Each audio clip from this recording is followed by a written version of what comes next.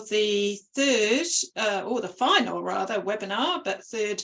We unfortunately had to postpone last week's due to unforeseen circumstances. We are joined tonight by Sean Robertson, nutritionist from Four Wheels of Health. We're covering off two topics tonight with Sean. Firstly, the importance of sleep to weight loss and some tips for getting a better sleep, which was postponed from last week. And then we're going to discuss moving forward after Give It Up. Talking to many participants, they've all made some great health gains during the month. And now we want to share some tips with keeping that going beyond the end of the Give It Up month. The webinar is being recorded, so we will share the recording with everybody via email and through the Facebook group. For anyone that wants to review the material again. And before I hand over to Sean, I just want to say a huge thank you to everyone. Final week of Give It Up. Everybody will be looking forward to the end of the week. We certainly are, to see how everybody does with their fundraising. At this point in time, we've got $227,000 raised to improve the outcomes for Kiwis diagnosed with gut cancers. It's a fantastic amount of money. Our goal is $350,000. It is quite a lofty goal, but what it equates to is just another $76 per person to reach the $350,000. It is going to be a stretch to get to the $300,000 mark. We're looking at around $45 per person additional funds raised. So it is achievable. It is going to be a case of the power of many helps do great things. You know, everybody does a little bit, it adds up to a lot. Sadly, you know, during the Give It Up month, we've had 527 people diagnosed with a gut cancer, and the survival rates for gut cancers, as we've mentioned previously in webinars, are particularly low. So half of those people are unlikely to survive the next 5 years. And that's why we're doing Give It Up. We'd like to raise funds to fund clinical trial research and improve those outcomes for those people recently diagnosed. So you can find out more about what a difference your funds make on our impact page on our website. Huge thanks again to everyone. Best of luck for the end of the week. Check out our website, the resources section. We've got some social media images that you can use that say 1 week to go. Well, we're less than 1 week now. There's another one saying the final countdown, and then we've got 1 day to go, and I did it. And that's the most important thing. At the end of the month, don't forget to share your page with everyone and let everybody know that you've done it. You've got through the month giving up whatever you've given up, sugar, alcohol, or the sofa, and share that journey with people. Really good tip, if you are sharing on social media at the end of the month, do tag and thank everyone that has donated. And that can often, in fact, try that now, because it'll often prompt people that have been meaning to donate to you to feel the peer pressure, I guess, and make a donation. And every dollar counts. We know it's tough out there for a lot of people at the moment. So every dollar does count, and you may want to look at offering up something. If you've been sharing your page and not getting many donations through, maybe think about offering up a prize for anyone that donates to your page. Now that could be, again, something small. If you've given up sugar, you might have some sugary treats hidden away, or a bottle of wine or something you can offer up as a prize for anyone who donates on your page before the end of the month. Or maybe you do a service, you know, a babysitting night or a car wash or something like that. Offer that up as a prize, just to help nudge people to support you with a donation and get us over the line. So best of luck to everyone. I won't hold you up any longer with my fundraising talk, but any questions, do get in touch with me, sue@gutcancer.org.nz. But I'm now going to hand over to Sean. As I mentioned before, we're going to cover off sleep and then talk about moving forwards beyond the end of the Give It Up month. There is a Q&A facility at the bottom of your screen. So do, as you think of questions, put them in the box there down the bottom. And at the end of the session, Sean will go through the questions and give answers to those. So any questions, pop them in at the bottom as we go along. So welcome, Sean, for our final webinar. I'll hand over to you now. Awesome.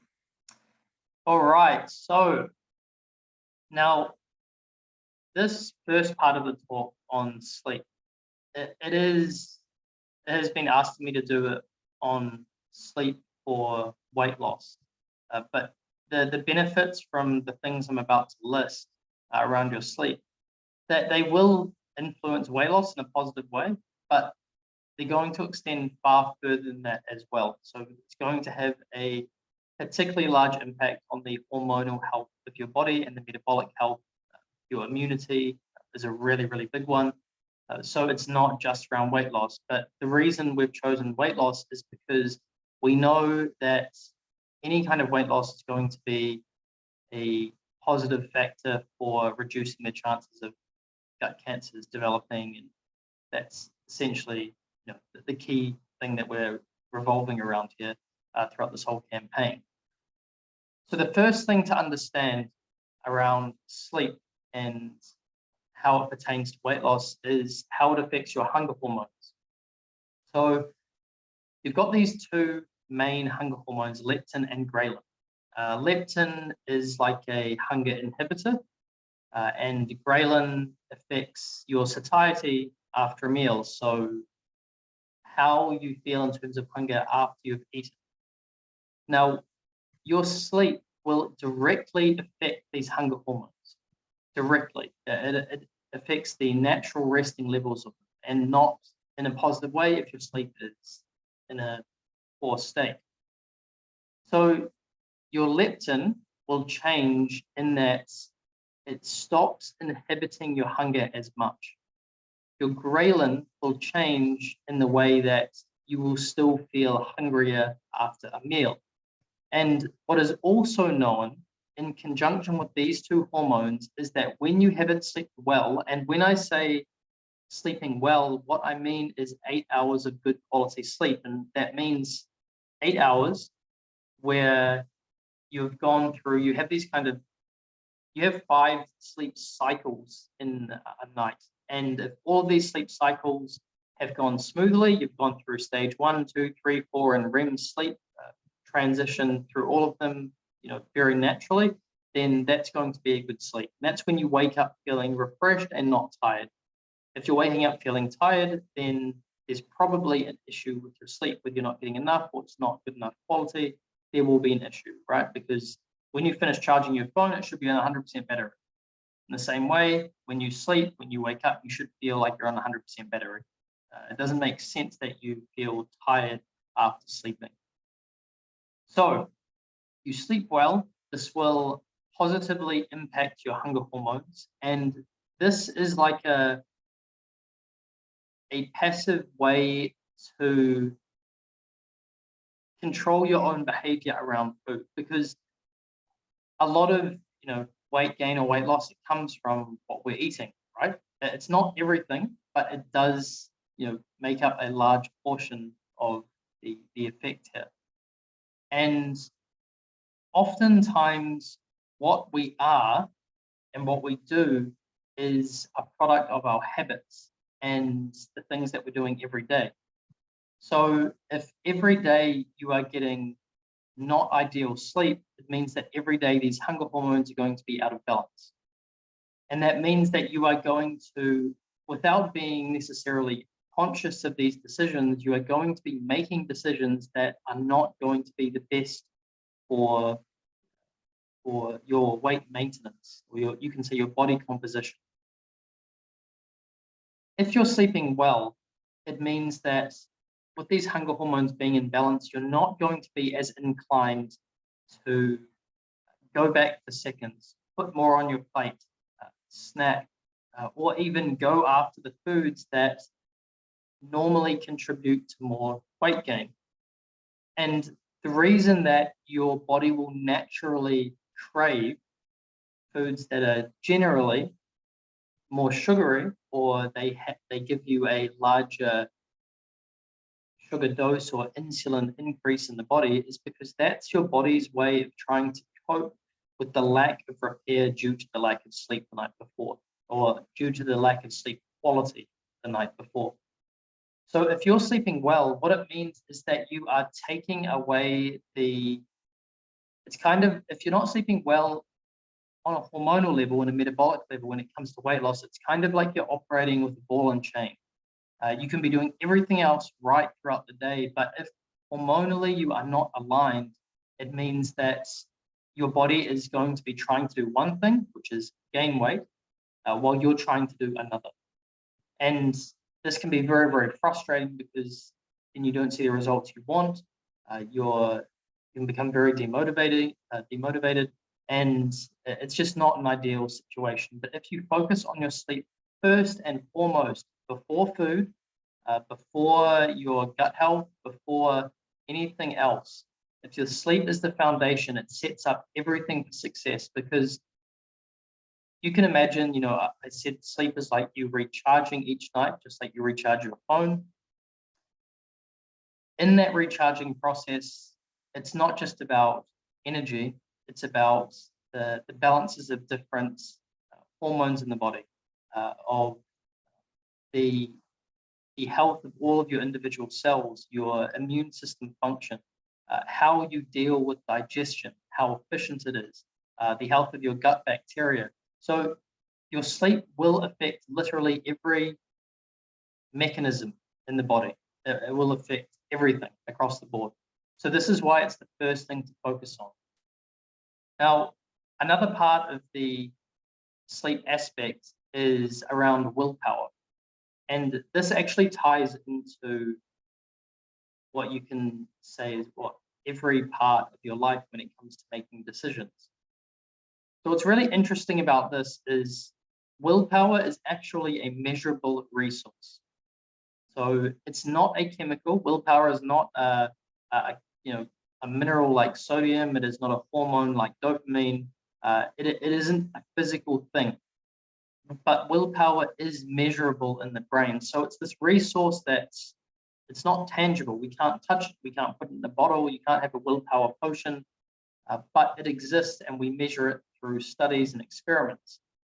And what we've found is that willpower recharges each night when you sleep. So the way I like to think of it is each morning you wake up and you will have a certain amount of willpower coins to spend each day.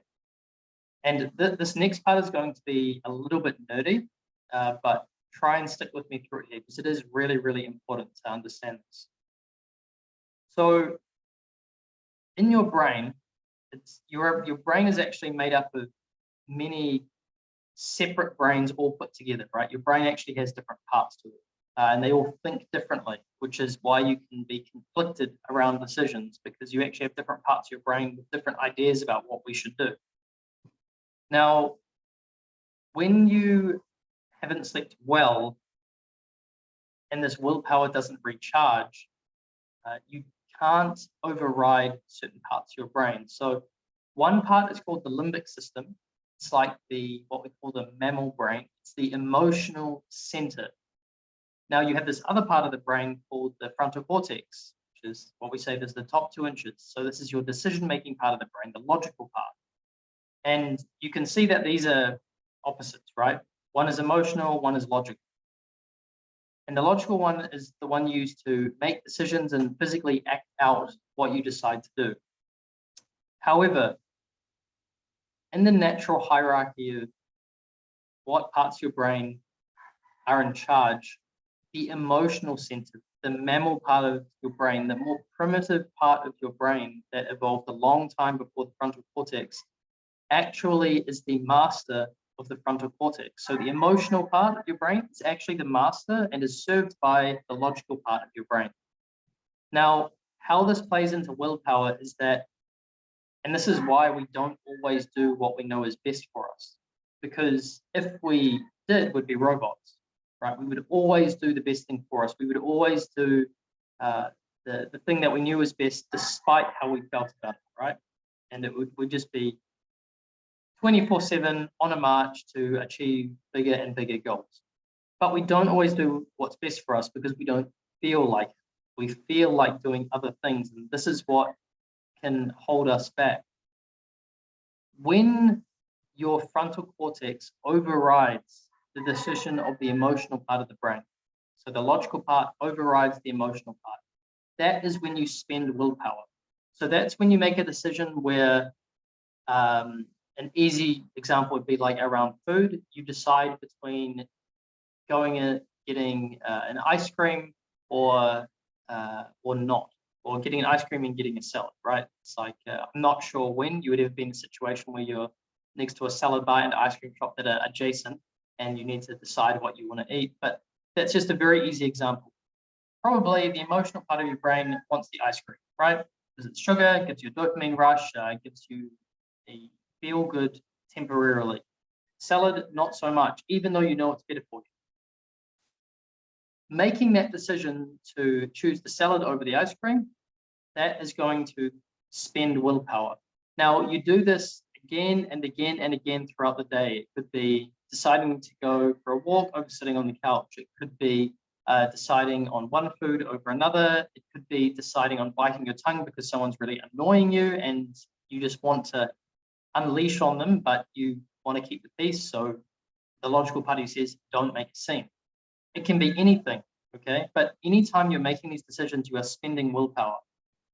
And by the end of the day, you start to run out of this willpower. Now, you can see that because a lot of the decisions we make in regards to our health require us to use willpower. It requires us to be logical about our health decisions rather than emotional. So if you aren't getting good sleep and your willpower is not recharging fully every night, it means that you are going to run out of willpower far earlier in the day. And this is exactly why people tend to do well in the mornings and make the right decisions in the mornings and tend to slip up in the afternoons, because in the morning, you're fresh, you're full of willpower points, you can spend and make all these harder decisions that you know are better for you. But by the time it gets to the afternoon, lo and behold, you're out of this willpower to spend. And it's much easier to say, I can't be bothered cooking, I'm just going to get takeout. Or I can't be bothered going for a walk, I'm just going to chill out and watch Netflix. Any of these decisions, it normally occurs in the afternoon, especially if you have kids. I've heard this time and time again from my clients, like kids just wear you out because they are such a mental tax, trying to look after them, make decisions, not just for you, but for them as well. So this is why the afternoons is the danger zone. But if you're sleeping well, it means that you have a lot more willpower to spend and it's going to last longer throughout the day. So you can see how this ties into not just weight loss, but every area of your health, because then you're able to make these decisions, because obviously good health is not one thing that you choose to do once. It is a constant series, thousands and thousands of decisions that you make that over time, if you get the majority of them right, you will have positive outcomes. So lots and lots of small things that add up. These everyday little decisions that are required of us, that require willpower to overcome the emotional part of the brain. So it's more of a psychology aspect here, but it is equally, perhaps more important to get the mental aspect of it right first. And sleep is the prerequisite to achieving this. It's very, very hard to do well and set yourself up mentally and physically if your sleep is not in good state. So when it comes to the practical tips around like what can you do to improve your sleep, there's a huge list, but I'll give you, say, the three most effective, three most important things you could focus on around your sleep.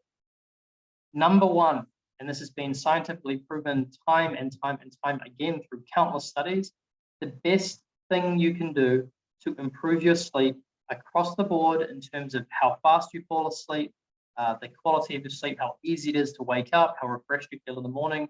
The best thing you can do is hold a sleep schedule. Your body loves rhythm. It loves routine. Your mind, not so much, right? So if you do and think about the same thing every day, that's a very good way to wind up in a more kind of like dementia, Alzheimer's state. Your brain needs new stimulation. But when it comes to the physical aspect of life, so your routine, what you're eating, when you're sleeping, when you're doing exercise, the body, it loves routine. So if you can keep a sleep schedule, for example, it could be going to bed at 10 p.m. and waking up at 6 a.m. every day, or as close to that as you can get. The reason for this is because your body has a bunch of clocks inside it. One of them is in the brain, many others are throughout the organs, and they measure a day cycle very, very accurately. So it learns when your 24 hours starts each day and when it ends. And if you can follow the same schedule every day, it means your body can predict what is coming at what time. If your body knows that it eats every day at 9 a.m., at midday, and at 5 p.m., around those times, what's going to happen is your stomach's going to start rumbling, right? Your stomach's not rumbling because you're hungry, which is a common misconception. It's not rumbling because it's hungry. It's rumbling because it's expecting food. All the digestive juices are already flowing because it knows this time every day food comes in. So it's the expectation of what's going to happen. It can predict. In the same way with your sleep, if you have a sleep schedule and your body knows every single night it is in bed, ready to sleep at 10 p.m., it means in the hour or two before that, the hormones associated with, getting sleepy, getting ready to get into sleep, they're going to start flowing because your body knows every night at 10 p.m. that is sleep time. So it means that you're getting into bed and it's much easier to fall asleep because the sleeping hormones are already there. And the same goes for waking up. It knows that the alarm's going to go off at 6 a.m. every morning. It starts waking itself up before then. Half an hour before then, it starts to slowly wake itself up to the point where, and if anyone has ever, and it should be most people here, worked a job or a schedule where you have to get up at a certain time every day. So you have to get up at 6 to get to work by 8. You do that every single day, your body starts waking up, 10 minutes before your alarm goes off, 5, 1, sometimes a few seconds before your alarm goes off, you wake up. And everyone should be able to relate to this, where you're actually waking up naturally before your alarm because your body knows when the alarm is going to go off. So that's why the sleep schedule is so important. It's the best thing you can do. Absolutely. And it means that your body knows how much time, even if you cannot get a full 8 hours, if it's just not physically possible with your lifestyle, at least your body knows, well, if I'm only getting 6 hours, I know I'm sleeping in this time frame, and it can try and squeeze in the more important parts of the sleep cycle in that time period. It's smart enough to do that. So it will still squeeze in the more valued parts of the sleep process in that time, even if you don't have a full 8 hours. So sleep schedule, number 1. Number 2 would be around light. This is just mainly around screens, lights, close to bedtime. So the general rule is 2 hours before bed, start dimming the lights in your house. You can. If you can't dim your lights, like in my house, we can't dim them, just have less lights on. Just have less lights around the house on because you're trying to simulate a sunset, right? Because at sunset, it's your body's biological, we've been adapted for this for hundreds of thousands of years, if not millions of years. If there's a sunset, it's your body's signal to start winding down. Sleep will be coming soon. So just have less lights on in the house. And with screens, an hour before bed, stop screen time, because the melatonin in your brain, it's the hormone that kind of is the instigator of sleep. This is destroyed by light, especially blue light coming from screens. You may have a blue light blocker. You can get apps for it on your PC as well. But it's still a lot of light coming from the screen, entering your eyes and messing up the body clock in your brain and reducing the melatonin. So it is going to mess with your sleep. So no screen time an hour before bed is going to be ideal. Now, the third thing is around eating. Digestion is a chemical process and sleeping is a chemical process, and they don't overlap very well. Yes, you can say, oh, but when I have a really big meal, I just want to have a nap. Like, that is not because you're going to have good sleep quality. That's because when you have a really big meal, especially if there's carbohydrates and sugars in it, you get a big insulin spike and that makes you feel sleepy and lethargic. That's why you want to nap. It's not because there's a real need for sleep. It's not because you're actually tired in a sleepy way. It's just because of the insulin. But if you're having food close to bedtime, you are essentially resetting body clocks that are in your organs. They are triggered by digestion. So sleep and digestion, they don't overlap very well. We want them to be quite separate. So ideally, you would keep your last meal of the day is 2 or 3 hours before you actually go to sleep. You want to be sleeping without a full stomach. You want the digestion process to be over so your body can focus on actually the chemical process of sleep. It's not just about being unconscious. There is a lot of different molecules and hormones involved throughout the entire body and brain for being asleep. It's the same reason that being passed out drunk is not actually beneficial in a sleeping way. You're just unconscious. So you don't want to mess up that chemical process, and digestion can do that as well. So those are the three things. Follow a sleep schedule, avoid light in the 1 or 2 hours before bed, and then also the 2 or 3 hours before bed, try not to have full meals. To try and cut it off at that point. And do those things. It's just these three things, and they're very, very simple to follow. They will improve your sleep greatly, especially the first one. Now, the second part of this video that Sue wanted me to go over for you guys is, guys and girls, sorry, is around the next steps of what to do with your health going forward from here. So I said that I would give you a few areas of health to focus on, rather than trying to lay out an entire framework for you in this seminar. So these things I'm about to list, they're the 20% of things that do 80% of the work. Because you can call it being lazy, you could call it being efficient, but I'm a true believer in you want to focus on it's called the Pareto distribution. So usually the 20% of something will provide 80% of the results. And then 80% of what you do will only provide a small 20%. So you want to focus on what gives you the most bang for your buck, essentially. When it comes to health, and after what I've just said, there's probably no surprises here. The first thing you want to focus on is your sleep. I cannot emphasize this enough. Yes, I'm a nutritionist. I mean, I'm wearing my favorite shirt is an avocado shirt. I love nutrition. I love gut health. But it was a pretty big pill to swallow when I actually learned about the significance of sleep. And now I will preach every single time that sleep comes as a priority before any of the other areas of health. Your body is a system of systems, right? There's no part of your functioning that will work well without other areas. So sleep, you can kind of think of is the glue that ties all the areas of your metabolism together. It's the central component. So you really need to be focusing on your sleep. If anyone is really into books, there's a book called Why We Sleep by Matthew Walker. Fantastic. I learned so much about sleep from this guy alone. I watched all of his lectures on YouTube. If you prefer video format, just put it into YouTube. Matthew Walker Sleep.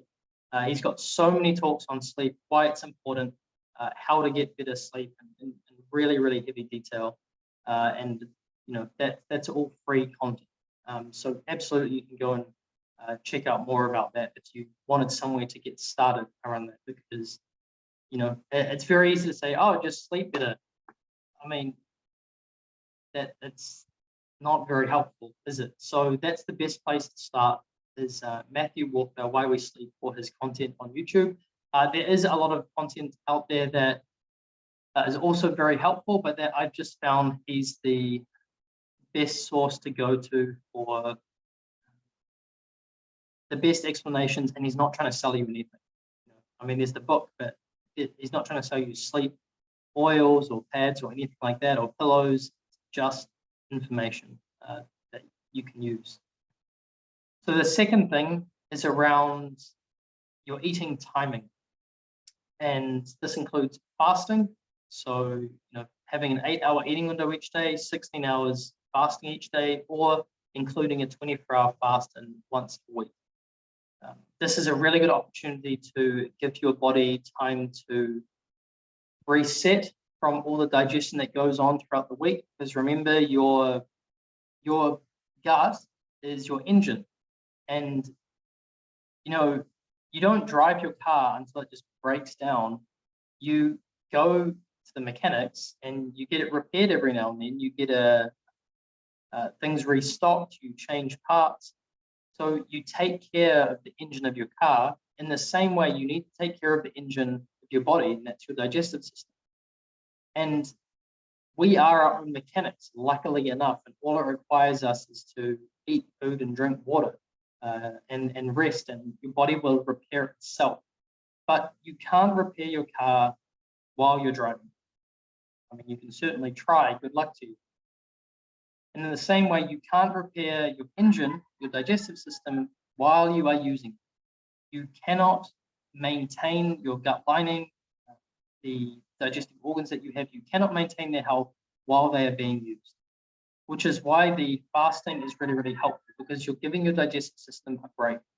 You're giving it a chance to actually repair itself, maintain itself, get things working back efficiently, and just keep your gut healthy.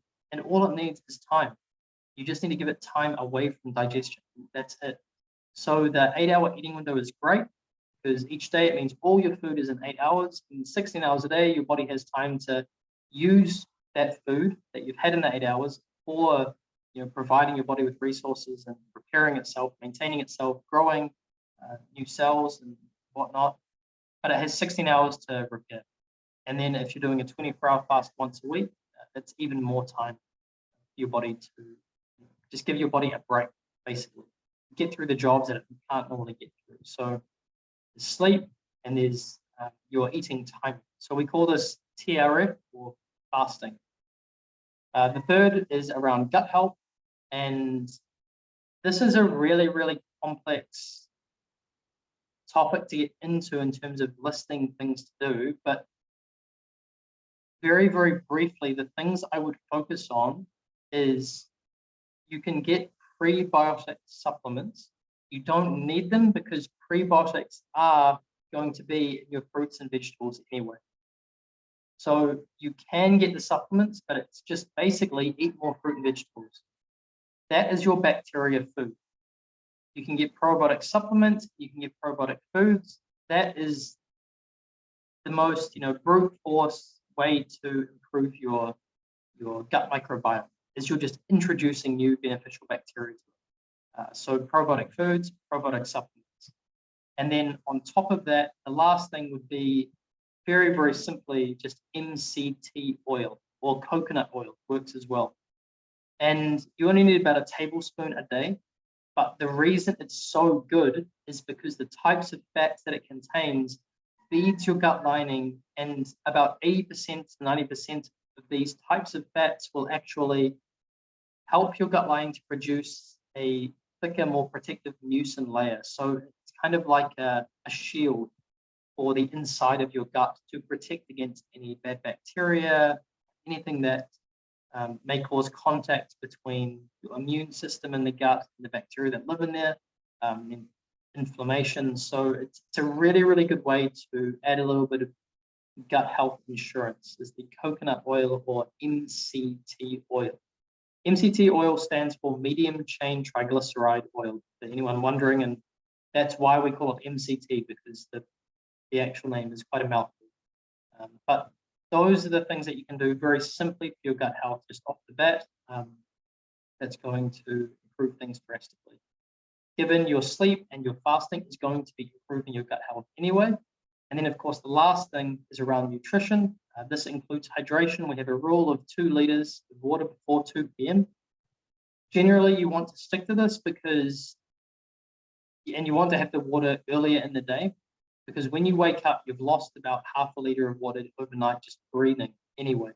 So you really need to be drinking water in the morning on the front end of the day. So 2 liters before 2 p.m. is generally the rule, and a pinch of mineral salt per liter of water is what you want approximately to keep the electrolytes in your body. So that's just to maintain blood pressure, make sure that you're not going to have any cramps in the muscles, especially if you're exercising.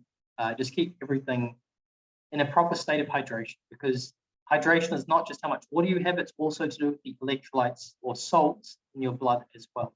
You can't be fully hydrated if you only have water. You need salts as well to hold the water and to balance it out. And you can't dilute yourself too much, or it'll just all go straight through.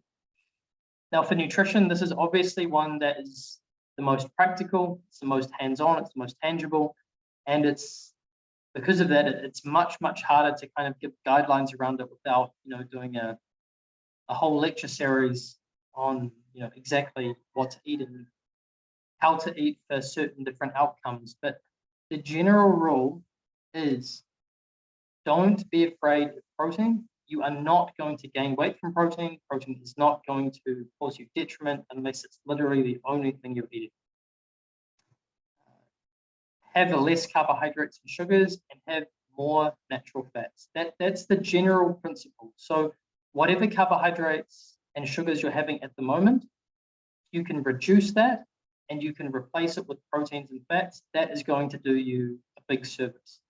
And then I guess the second part would be just, and mainly around gut health, eat more fruits and veggies to provide fiber and antioxidants to help improve the gut microbiome inside your engine, to keep that in good stead as well. So I know these points can seem a bit, light or scattered, but it's really hard to give a silver bullet for health in the space of 10 minutes, as I'm sure you can appreciate.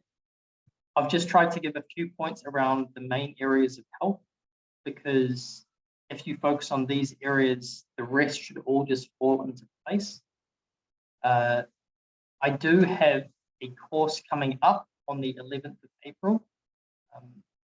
Given, if you're industrious enough yourself and you research things well yourself and you're able to do that, and you want to do that, you absolutely can get into sleep, TRF, fasting, gut health and nutrition. You can master these areas yourself for sure. It does take a little bit of work, but that's not going to be for everyone. And if you are looking to improve on your health, you want a bit of guidance, accountability, that's what I do for 4 Wheels, is we run these 4-week courses where we cover these topics week to week. So we'll be starting 11th of April and going for a month on there.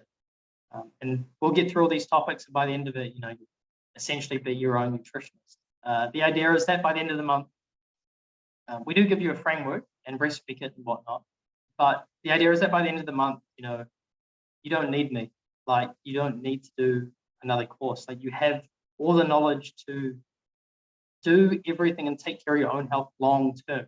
Right, so I'm essentially trying to put myself out of a job, but that's what I feel good about, is providing information so that you can take it long term and you won't need to change it. Right, it's a framework created for essentially how the human body functions, and I would like to say it's made as simple as possible given all the information that's out there. So if that is something that interests you, then just check us out, fourhourshealth.com, and yeah, come and sign up. It's good fun. You learn a lot, and I'm not going to be a taskmaster. I'm just there to teach you what to do, and hopefully the information serves you well, so that you can serve yourself in the long run. But apart from that, the points in this video, I hope you find them helpful as kind of stepping stones to go forward. Like I said, there's a lot to unpack in each topic. It's very, very hard to give you set rules in just the short span, the scope of this lecture. But they are good guidelines. So if you follow them through, this is what you want to focus on. So I'll hand you back over to Sue to wrap up for us. And if there's any questions, happy to answer them. Yeah, we do have a question, but before we just get to the questions, I'll give people a chance to put any questions they've got into the Q&A box at the bottom.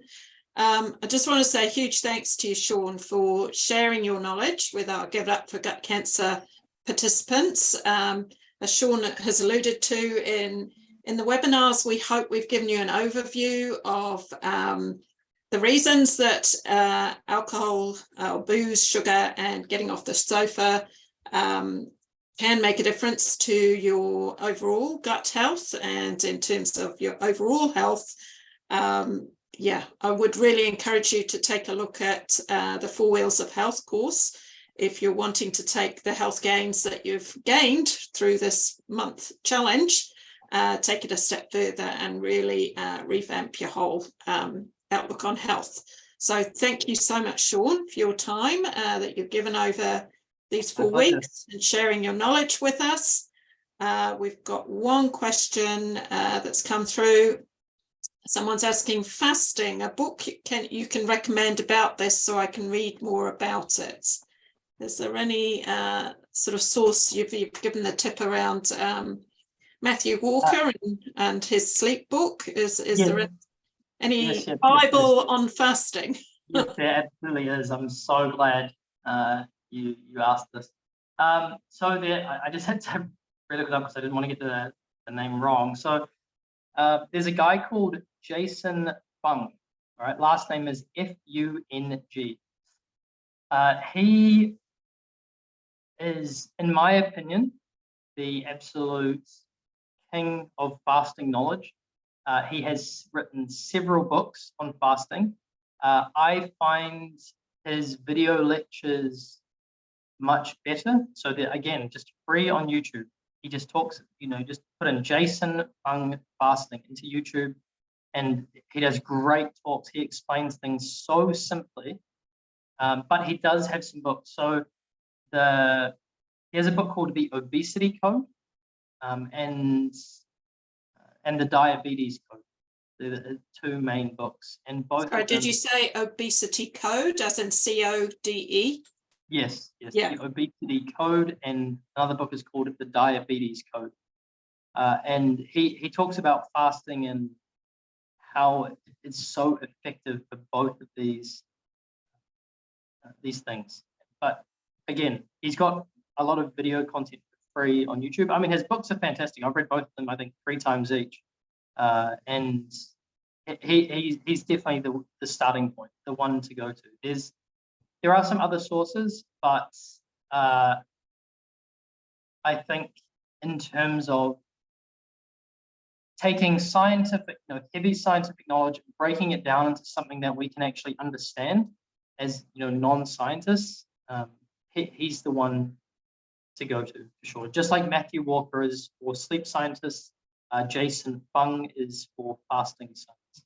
Okay, no, that's really good, because the challenge with looking up all this stuff yourself, of course, is there are so many supposed experts on the internet.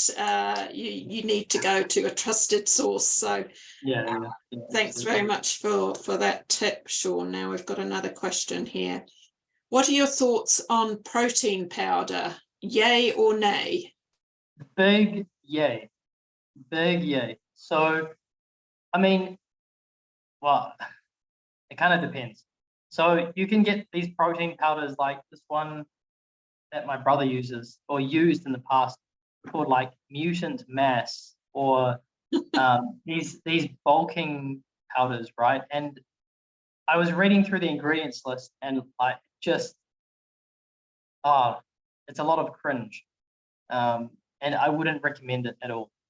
But you know, good quality protein powders are incredible, because protein is the hardest macronutrient to get in nature. Okay, and it's the most essential for just all the functions in the body. You need protein for everything, and having good quality protein, it can be hard to get. But these protein powders, you're putting by having them, you're putting yourself in a position where you're covering your bases in a protein sense, because they are what you call complete proteins. They contain, proteins are made up of things called amino acids, and some amino acids are non-essential, some are conditionally essential, and some are essential. And all this means is that different parts of protein, either we can make in the body or we can't. And the ones we can't, we have to get from food. And the essential proteins are not always in the foods that we're eating that contain protein, right? They make it their protein, but it may not be everything you need. The protein powders they're complete. They contain all the different amino acids you need. So it's not only the fact that they're complete and they're providing you with all the different, you can say, types of protein that you need to grow, repair, et cetera. They also come in a powdered form. Powdered is the most, surface area you're going to get the food, which means that it's the easiest to break down and absorb. And you can put them in smoothies, you can just mix them with water, but the point is it's the easiest way your body is going to be able to get protein into the body with very little strain on the digestive system. So huge yes to protein powders. If I was going to recommend a couple of brands, the first one would be Nuzest. So they do a clean, lean protein. It's pea-based as well, so it's very, very healthy, anti-inflammatory, and for anyone who steers away from dairy, it's great in that sense too. It mixes well, it has a good flavor. I'm not sponsored by them, I'm not endorsed by them. I just think they make a damn good product, and they're also the ones that we recommend on our courses as well. They're just good ethics as a company. They just really good across the board and fantastic quality product. They're real, health enthusiasts and nutritionists that have actually done something to not just make a buck, but make something quality. So Nuzest, it's Nuzest. Again, I'm not sponsored by them at all. They're just really, really good. The second one would be probably Optimum Nutrition. Now, this is a brand, it's whey, so it is dairy, although the dairy component is all but, taken out. Optimum Nutrition is mainly used by sports people or bodybuilders, but that is not to say that it will cause you to gain lots of muscle. It will only cause you to gain lots of muscle if you are working out really, really hard and lifting lots of weights, all the time. But it's a really, really good brand for anyone, just to put in your smoothies and stuff. Even if you're not, focused on exercise or gaining lean muscle or anything, it's just a really, really good protein powder. It won many, many awards over many years. It's very easy on the gut. It mixes super well with water or in a smoothie, whatever it is, and the flavors they've really, really nailed. So that would be the second one. So Nuzest and Optimum Nutrition. For Optimum Nutrition, I would just go the gold standard if you're getting that one. And for flavor, because I've tried almost all of them, I would stay safe and go for vanilla or the chocolate flavor, because the cookies and cream and the double fudge, whatever, and those extravagant sounding flavors, just trust me, they're not good. They're not good. And I can say that because I've experienced them all. So those would be the two brands to go for. Right, well, that's great tips there, Sean. Yeah, Kerry, who asked the question, said, thank you, so helpful. Another question, is red meat good for our gut? I'm considering giving it up. I wouldn't say red meat is bad for our gut, but I wouldn't say it's good either. Like, there's not a component of red meat that is going to improve, your gut health significantly by any means. That's more antioxidants, fiber, certain types of fats. Red meat doesn't really fall into that category. But at the same time, there's no part of red meat that would be detrimental to your gut health either. So in terms of an answer here, I would not say that red meat has any meaningful impact on your gut health, at least as far as I'm aware. So I will say that in terms of any research regarding red meat and gut health, so red meat specifically, I would not be the most educated person to ask. I can only give you an answer based on my knowledge around the gut and my knowledge on red meat, but my knowledge around the interaction between the two of them specifically is very limited. So that could be something I should personally look into more, because actually it's a really, really good question.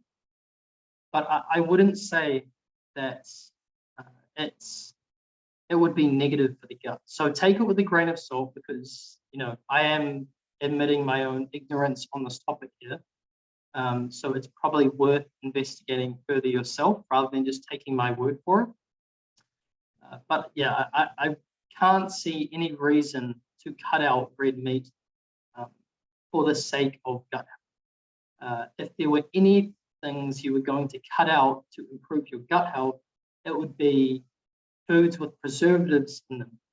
It would be anything containing high amounts of sugar, which would be bad gut bacteria, or anything that could disturb the balance of good gut bacteria that you have, which would be more like things with lots of baked flavorings, like I said, preservatives, or if you've been on antibiotics, then taking probiotics to counteract it. But I have absolutely no issue with red meat, absolutely none. I know some people rave on about, but the cholesterol and the saturated fats, and neither of those have actually any standing. Cholesterol is mainly involved with an internal regulation. So the whole cholesterol argument that people give, I can break that down. I'm happy to argue with anyone until I'm blue in the face about why cholesterol in food is not bad at all. And as for saturated fats, I see that as a cleaner energy source than carbohydrates and sugars. So yeah, I wouldn't demonize red meat at all. And my advice would be not to cut it out for the sake of your gut health. I would leave it in and look to more processed foods to cut out instead. Thanks, Sean. And the other question we've got here is just a thank you from Kerry. I found these sessions so valuable. Thank you, Sean and Sue. Well, thank you, Kerry, for joining us live with these sessions, for asking some great questions. We haven't got any other questions coming through. So I think we will call it a wrap there. And just thank you once again, Sean. If you'd like to hear more from Sean and learn more about the 4 Wheels of Health course, 4wheelsofhealth.com is the website to go to. Thank you, Sean, so much again for supporting our campaign and sharing your knowledge with us. The webinar will be, the recording of the webinar will be sent out to everyone, so you can view again if you missed any of it, joined us late, whatever. So we will end it there. We will go away and have a couple of hours or an hour of screen-free time before bed and lower the lights. So to everyone joining us tonight live, thank you so much. Best of luck for this final week of Give It Up, and thank you again so much for your support. We'll leave it there. Thank you so much. Cool. Thanks, team.